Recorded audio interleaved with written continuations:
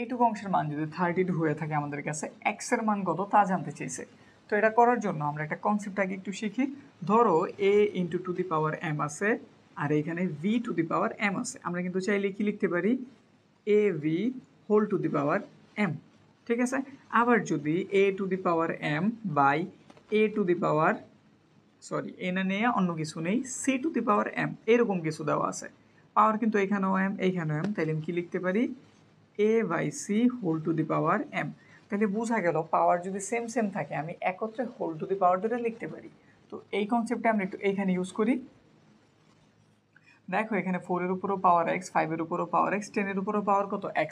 তাহলে আমরা কি লিখতে পারি 4 into 5 by 10 whole to the power, সবার পাওয়ার যেহেতু x একবারে দিয়ে দিলাম। এই পাশে আমাদের 32।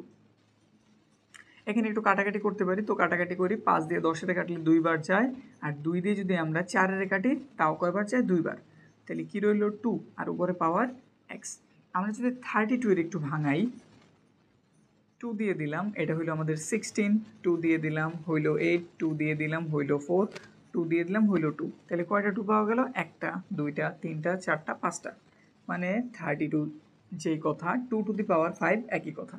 আর এই কনসেপ্ট আমাদের জানা আছে মনে হয়, a to the power m আর a to the power n যদি থাকে নিচের দুইজন সেম হইলে তারা বাদ পাওয়ারগুলি কেমন হয়ে যায়? সমান, মানে m is equal to n। তাহলে লিখে দিলাম x সমান 5, কমপ্লিট।